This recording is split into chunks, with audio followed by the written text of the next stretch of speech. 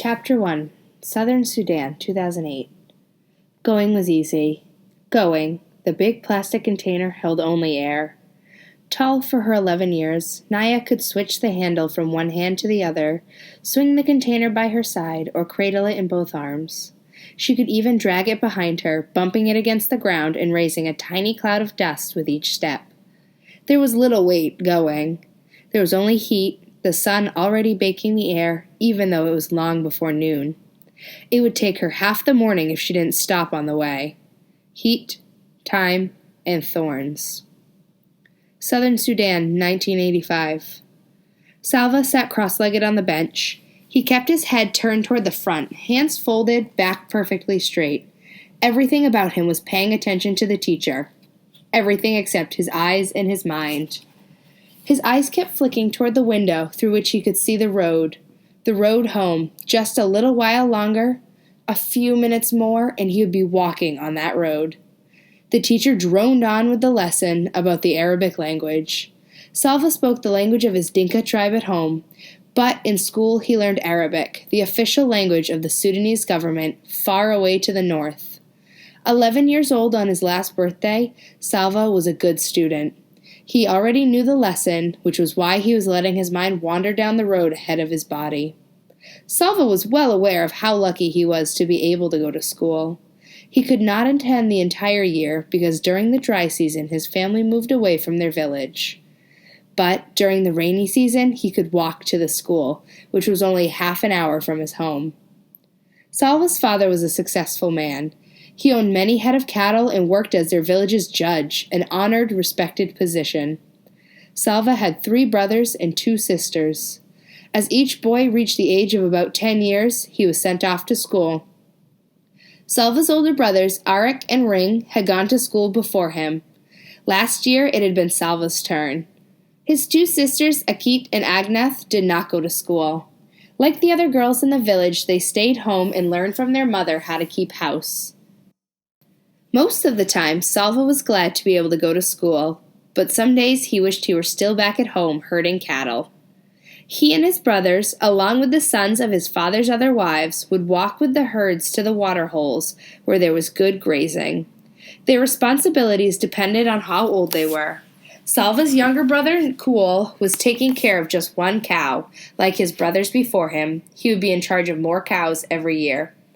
Before Salva had begun going to school, he had helped look after an entire herd and his younger brother as well. The boys had to keep an eye on the cows, but the cows did not really need much care. That left plenty of time to play. Salva and the other boys made cows out of clay. The more cows you made, the richer you were. But they had to be fine, healthy animals. It took time to make a lump of clay look like a good cow. The boys would challenge each other to see who could make the most and best cows. Other times they would practice with their bows and arrows, shooting at small animals or birds. They weren't very good at this yet, but once in a while they got lucky. Those were the best days. When one of them managed to kill a ground squirrel or a rabbit, a guinea hen or a grouse, the boys' aimless play halted and there was suddenly a lot of work to do. Some of them gathered wood to build a fire, others helped clean and dress the animal. Then they roasted it on the fire. None of this took place quietly. Salva had his own opinion of how the fire should be built and how long the meat needed to cook, and so did each of the others. The fire needs to be bigger. It won't last long enough. We need more wood. No, it's big enough already. Quick, turn it over before it's ruined. The juices dripped and sizzled. A delicious smell filled the air. Finally, they couldn't wait 1 second longer. There was only enough for each boy to have a few bites, but oh, how delicious those bites were. Salva swallowed and turned his eyes back toward the teacher. He wished he hadn't recalled those times, because the memories made him hungry. Milk. When he got home, he would have a bowl of fresh milk, which would keep his belly full until supper time. He knew just how it would be. His mother would rise from her work grinding meal and walk around to the side of the house that faced the road. She would shade her eyes with one hand, searching for him. From far off, he would see her bright orange headscarf, and he would raise his arm in greeting. By the time he reached the house, she would have gone inside to get his bowl of milk ready for him. Crack! The noise had come from outside. Was it a gunshot or just a car backfiring? The teacher stopped talking for a moment. Every head in the room turned toward the window. Nothing. Silence. The teacher cleared his throat, which drew the boys' attention to the front of the room again. He continued the lesson from where he had left off, then, crack! Pop, pop, crack! Ack, ack, ack, ack, ack, ack! Gunfire! Everyone, down! The teacher shouted.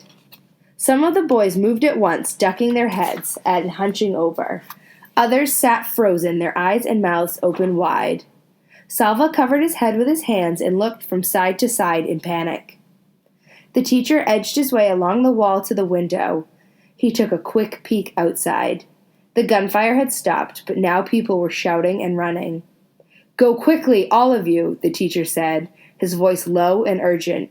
"Into the bush. Do you hear me? Not home. Don't run home. They will be going into the villages. Stay away from the villages. Run into the bush." He went to the door and looked out again. "Go! All of you, now!" The war had started 2 years earlier. Salva did not understand much about it, but he knew that rebels from the southern part of Sudan, where he and his family lived, were fighting against the government, which was based in the north. Most of the people who lived in the north were Muslim, and the government wanted all of Sudan to become a Muslim country, a place where the beliefs of Islam were followed. But the people in the south were of different religions and did not want to be forced to practice Islam. They began fighting for independence from the north. The fighting was scattered all around southern Sudan, and now the war had come to where Salva lived. The boys scrambled to their feet. Some of them were crying. The teacher began hurrying the students out the door. Salva was near the end of the line. He felt his heart beating so hard that its pulse pounded in his throat and ears. He wanted to shout, "I need to go home! I must go home!" But the words were blocked by the wild thumping in his throat. When he got to the door, he looked out. Everyone was running. Men, children, women carrying babies. The air was full of dust that had been kicked up by all those running feet. Some of the men were shouting and waving guns. Salva saw all this with one glance. Then he was running too, running as hard as he could into the bush, away from home.